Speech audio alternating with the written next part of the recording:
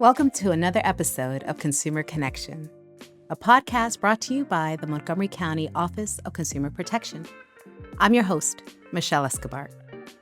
Today, we're giving you a look inside the daily work of one of our investigators, Lee Glass. Lee is the person who reviews your documentation, speaks with businesses, talks with residents, and helps guide consumers through the complaint process.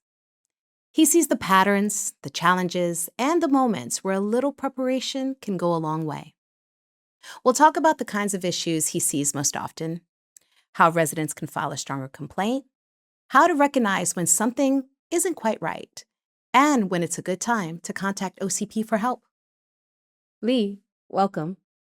Thanks so much. I'm so happy to have you here. I'm excited because I think we're going to give our listeners the inside look of what an investigator does, what we learn through our daily, work. And each investigator has their own style, right? But we all have the same goal, which is to help consumers, educate them, inform them, and empower them. And the podcast is like the wider net. But as investigators, we get to work individually with the consumers, and we get to look at their individual situations and help and inform them that way. So let's start by you introducing yourself and what kind of cases do you see or do you handle? Sure. Yeah. I have had the privilege of working with the Office of Consumer Protection for nearly 9 years. Working with those individual consumers is it's a wonderful thing that I have a job where I'm paid to help people, and sometimes helping people is working with them on their complaints. Sometimes it's educating businesses as well is something that we do. If a business will work with us and listen, which we're always happy to do. And sometimes it's you're referring a consumer to somewhere else, to another state agency, to another county agency, because the government is large. Yeah. But yeah, as far as what cases I handle, right now, my cases have kind of narrowed from I used to mostly do home improvement cases and new home builder cases, and now there's been some change in Montgomery County Code, and the majority of my cases are involving landlord-tenant disputes that have some type of connection to the Office of Consumer Protection and our laws in Montgomery County Code Chapter 11. And then I also handle complaints against utility companies, Pepco, WSSC, Washington Gas, some retail stores. I handle some landscaping complaints, sometimes of things like alarm companies or pest control companies. So just kind of things like that. Yeah. But it's I generally really enjoy it. And so you have a variety and of complaints there that you investigate.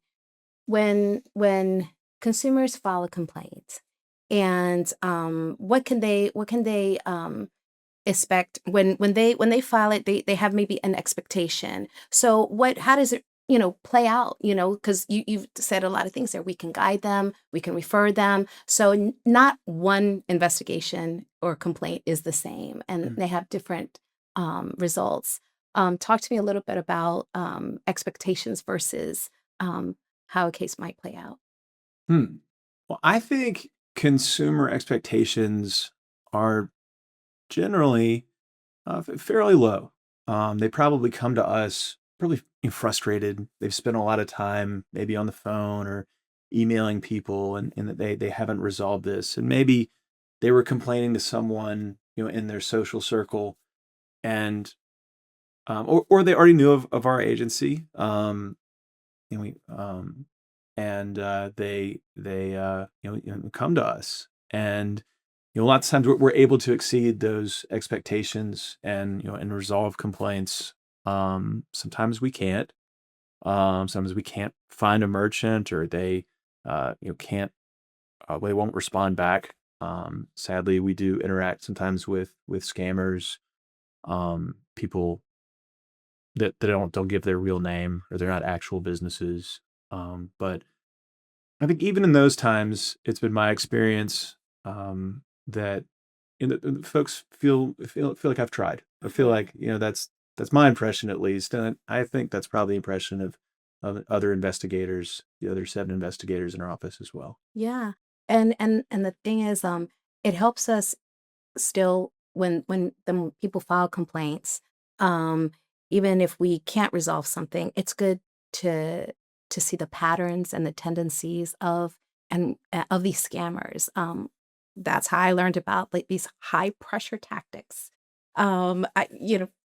The patterns are there. Have you? Is there anything specific that maybe you said, "Hey, I've seen this before." Um, I really have. I mean, with scams, I think as a whole, I mean, I think the first thing to understand is a lot of them are fear based, or you have to react in a certain amount of time, which is really kind of another right FOMO, yeah, yeah, not getting the deal. right. So I mean, that's definitely a main pattern. There was a group um, of companies that I used to deal with a lot that were unlicensed driveway pavers. Um, for some reason, possibly through interactions with our office and MCPD and them kind of knowing that Montgomery County is going to be very proactive, against these illegal activities. Um, they really have not been in our county this year, but for the 3 years prior, they were, and they would come to people's houses and they would say, we just paved, your neighbor's driveway down the street, and we have some leftover asphalt, and we can give you this deal, but it can only be for this amount of time. Yeah. Um, then sometimes they would say, "Oh, but now I see a crack in a foundation, and if you don't get that fixed, you're going to have a big water intrusion, and you know, the forecast says rain's coming, the next couple of days, and you don't want that to happen." And these are those are criminals. Yeah, Sadly, people doing home improvement work without a license. That's automatic misdemeanor from the start, yeah, and then it can go to felony theft. yeah, and that's why documentation is so important because I've Yeah. seen that in so many of these cases, and where it's like they give you a receipt that you can't that's it's not legible, or a so-called Right. contract. Talk to me about documentation because that's a really Yeah. important part of our investigation. Right. I mean, in those cases, and my head really was with those cases for quite a while. I have a Excel sheet with like 63 instances, and a lot of those consumers were forced to pay in cash. Mm, So there's no documentation with cash. But if they paid by check, then there can be documentation where we can get information from their bank, issue a subpoena, and track the company or the business down. And then in the contract, having that as part of your complaint is something to be really important. If you're at a, if you're, let's say you purchased something at a big box store, and, an appliance, to have your receipt um, and warranty, paperwork, it would be something that we definitely need.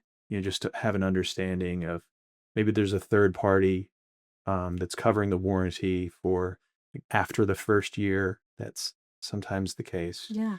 or it's the manufacturer at first, and then so just getting an understanding of those types of things and the terms And a is, lot of times yeah, contractors, what makes me think of that, will say, your warranty is we'll send it to you or it's online. And then it's such a hassle to if it's even available sometimes, like if the warranties are available online. yeah, So just make sure that you just reminds me, make sure that you have an understanding of all your warranties and have everything in writing and have it there.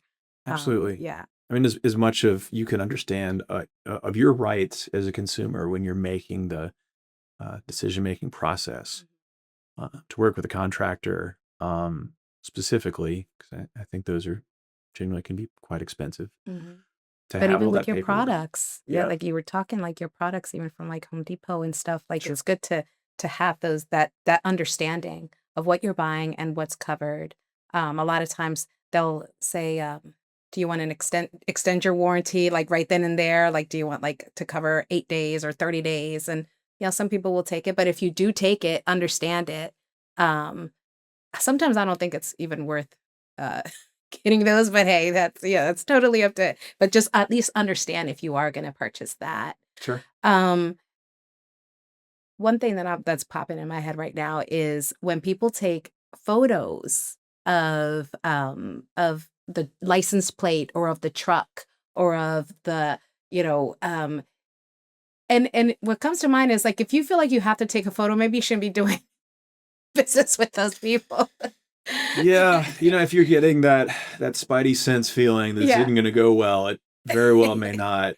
Yes. And I think high pressure, fast talking, those types of things, just you can just say I'm just don't want to make this decision right now. Yeah. Um, Yeah. yeah, I mean something that I say fairly often to consumers or to friends is that if someone's coming door to door as a salesperson, they likely don't have your interest first in mind. Mhm.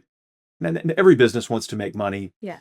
but I think I'm especially kind of weary of door to door salesmen. Yeah. Yeah. So just because of what I've seen and with my work. Yeah, and I agree. Like the trauma is it's Yeah. very relatable. But I agree. I mean, you have to have that time to pause. You shouldn't don't sign right there. Whatever it is if someone's coming to your door, we're gonna talk about like complaints versus scams. And so a lot of times these door to door, like from our experience, with like the pavers and things, um, they're scammers. We were even part of a group, the woodchuck task force. We were Yeah. we were both part of that, and because that's it's real. I mean, in Virginia, Maryland, DC, like we had to come together and talk about like these these it's like a family, like they're families that do these It is. scams. It's yeah, generational Yes. families of scammers, and Yes. that's their bread and butter. So is there Yeah. anything in your complaints that you said that we want to maybe remind the listeners of? Don't forget to include, these to make their complaint stronger with whatever your all your complaints that you're dealing with right now. I really can't think of anything specific. I Mhm. mean, when we get what we call info calls, informational calls, the initial Mhm. calls that come into our office where folks are looking for advice and seeing if they should file a complaint. Um, I tell people just go ahead and file your complaint. Yeah. Get your complaint and fill out the form, which is pretty user friendly. Mhm. If you can do it online, that's certainly an easy way to do it. But you can come to our office or we can mail you a form. You can mail it back.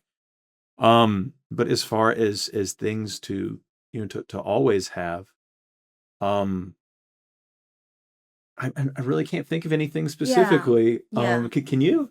Well, Or I think maybe when uh just keep logs. I think if you could keep log of what you've done, what the process has been, those are always helpful. Like when I get like timelines, I think that those are helpful with the investigation. Because, for example, well, the contractor or someone won't call me back. Well, maybe it's helpful to let me know, when have you reached out? yeah, yeah. And then so then that way that gives me an idea like, okay, yeah, no, this person is not. I've seen some incredible chronologies Hmm. and documentation and narratives written far better than anything that I can write by the residents of Montgomery County. We have some exceptional people here, from all walks of life. But Yeah. but yeah, I mean, there's those types of chronologies. I mean, that's a great thing that Hmm. if you have a past record and can organize things, it definitely will make my job easier Yeah. as an investigator to get a handle on things and Yeah.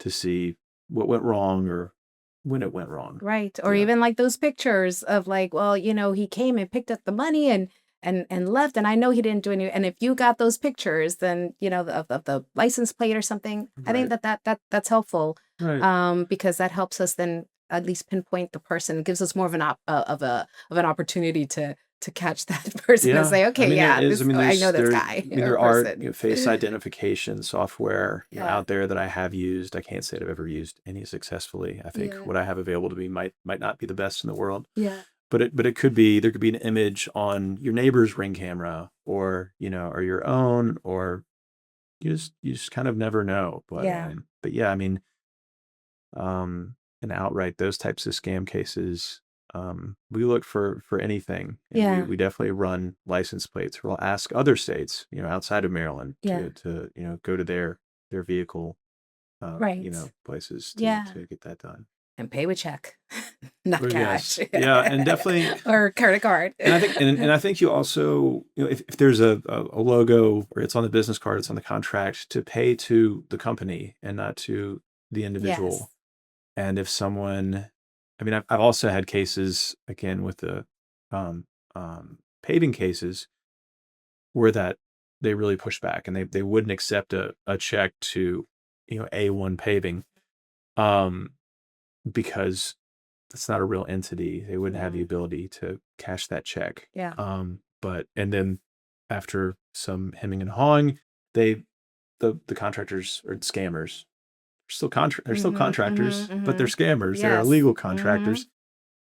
They they left, and they didn't come back. Yeah. So the consumers end up getting a really cruddy driveway that'll probably fall apart in a few years, but they Yeah. didn't have to pay for it.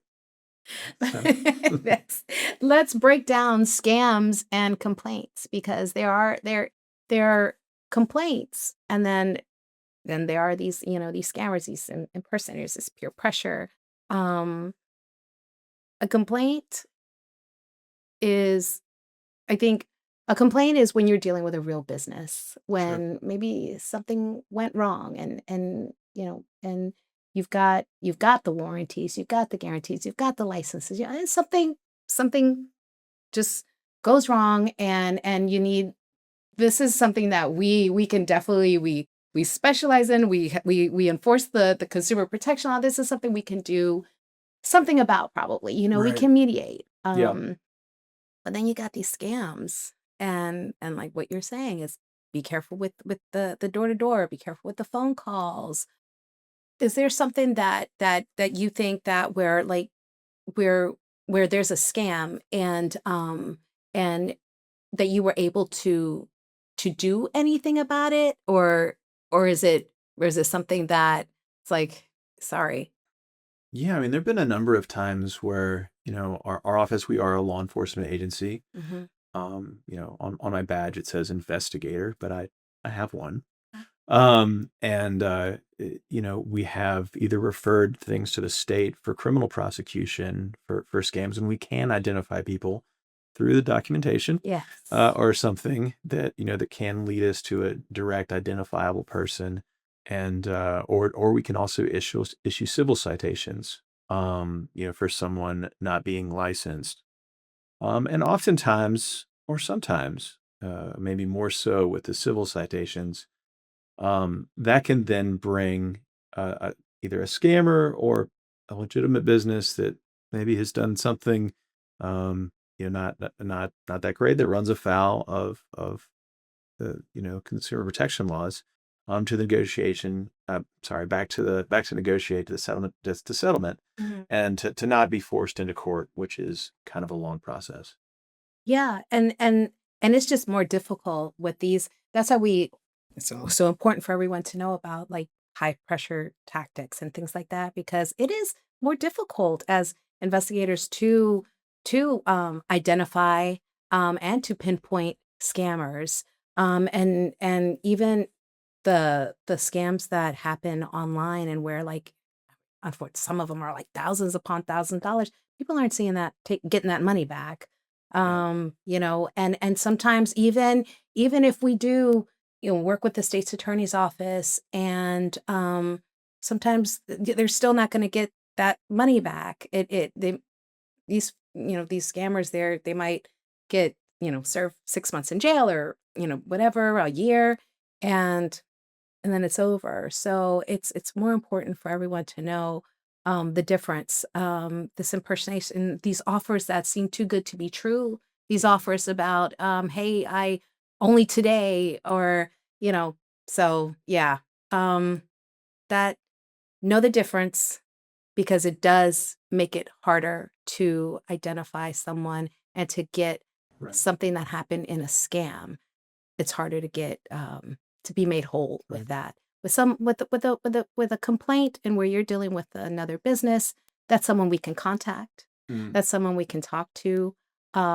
These are businesses that want to keep a good relationship with their consumers, for their business. They Yeah. care about their business, so Hmm. um, they try to work things out. But scammers, you got to know the difference. You got to know the red flags. So what do we do? Um, if we can't resolve something, what what do we do? We um offer guidance. Yeah. That's the only thing we can do, is offer guidance, offer what next steps maybe you can take. Hopefully there's something. So whether it be, freeze your credit, or things like that, like we can offer those things, and then share, with the community what the patterns are. Right. So yeah. Right.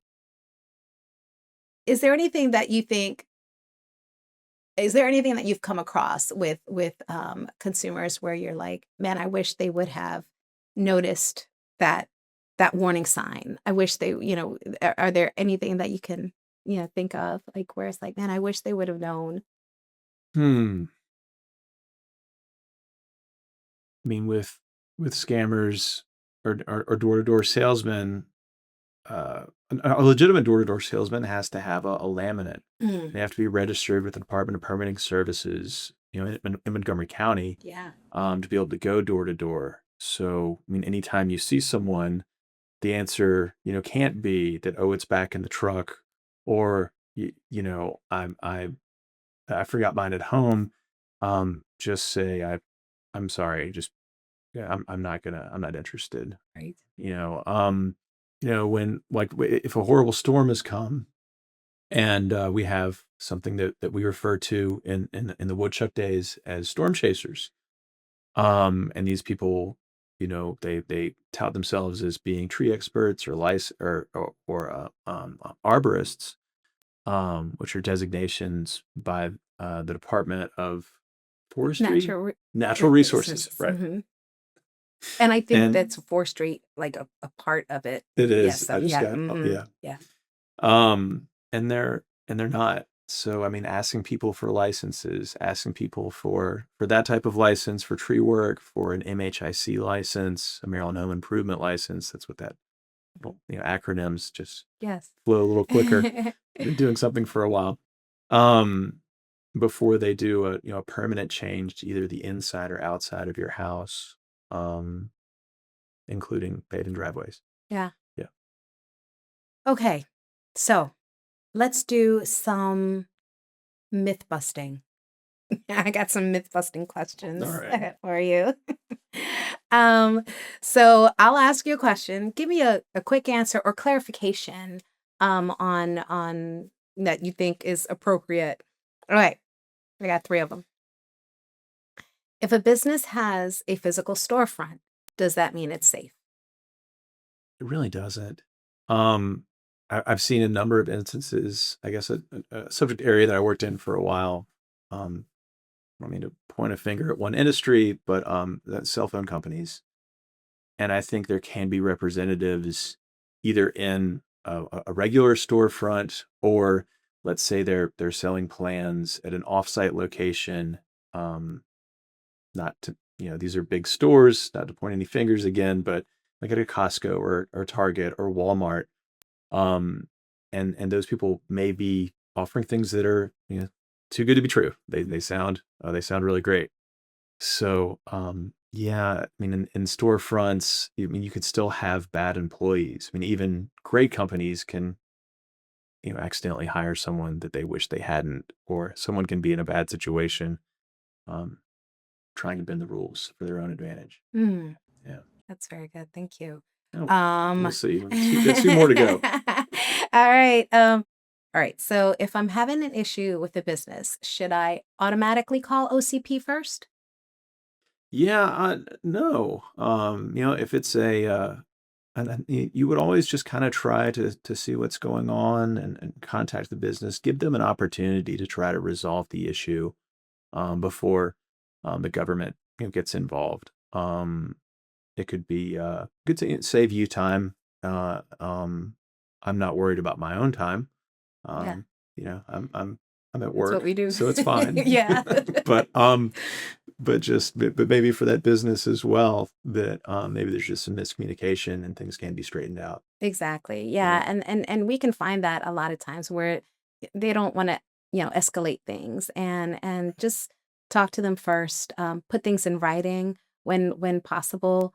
Because in that way, I don't know, just to file a complaint, you probably could get it done in a 1-2 with a Sure. phone call, Sure. right? I had a call yesterday, and it was kind of a lengthy call, and I said, well, just tell them, that you spoke to an OCP investigator and he sees, an issue with this and this, and that maybe that'll help. Yeah. So we're always glad to speak with people if they have questions, but yeah, Yeah. give it a shot. Reach out Right, first. exactly. Yeah. Not everything has to escalate to a complaint. And I like that you just mentioned you can always call and ask us for some advice. Ask, what do you think about this? What's going on? What do you think about this situation? And that will our advice might work. You never know. And it has. I've had situations where like, oh yep, I just made the call and everything worked out. We're good. Right. So Right. that's good. Yeah, Yeah. I mean, we could look up a company, for that call and see if they've had past complaints. Yes. That's right. Our system goes back a while, Yeah. don't Yeah. 07, right? Right. So, generally, Yeah. anything can be helpful. Yeah. Yeah. No, I agree. Okay, and this is our trauma here. If someone knocks and offers a today only driveway deal, are we signing up or running away? I mean, we kind of asked and We answered already here, said that. but I understand Yes. you had your very well prepared. I had it very well prepared. Let's say it again. Run. If they don't leave, upon really the first request, Yeah. really the second thing to say is, I'm going to call the police unless you Yeah. leave my property. Yeah. And just, these scammers, they put their very best face forward. The Yeah. group of scammers will put their most charming, most appealing face forward of the Yeah. group, and they hone these skills to be as good as they can be, to be as appealing as they can be. Yeah. And then to not leave generally in the first request. Well, they'll make a second offer or a third, and sometimes you'll see an enormous. I've heard of big price drops. Another thing to really, be leery of. Those too good to be true offers and today only. Okay. So before we wrap up, let's a couple of takeaways. Let's go back, review a little bit. What is our top advice for a strong complaint? Yeah, just good documentation, receipts, contracts, um, a chronology. Yeah, I think Mm-hmm. that was a great point that Yeah. you made, which could be really helpful to us. Um, yeah, All right. yeah. And your top tip for avoiding a scam? To pause and think, and not to make any snap decisions. Um, yeah, you're in control I agree of with your that. pocketbook. Yeah. Yeah. If you didn't initiate that communication as well or that contact, yeah, pause. Yeah. Yeah, absolutely. Yeah. All right. Lee, thank you so much for joining us today. Thank I you for really having me. appreciate it. All right. And thanks to our listeners for tuning in to Consumer Connection. If you'd like to file a complaint, learn more about scams, or stay informed about consumer protection in Montgomery County, visit our website at montgomerycountymd.gov/OCP. And remember, even if you're not sure something is a scam, contact OCP before you sign or pay. We're here to help. We'll see you next time. Don't forget to subscribe on your favorite podcast platform and keep an eye out for upcoming episodes where we'll continue to bring you important updates and insights on consumer protection. Have a topic in mind for a future episode or a question for our team? Drop us an email at consumerconnection@montgomerycountymd.gov. If you enjoyed this episode, please share it with your friends and family, and stay in the loop with OCP by searching the hashtag MCGOCP on social media. Remember, knowledge is key for safeguarding your consumer rights. Stay informed, stay protected, and stay connected. Until next time. This podcast is brought to you by County Cable Montgomery, your source for news and information from the Montgomery County government. Connect with us via cable, Facebook, Instagram, or YouTube by searching for County Cable MoCo.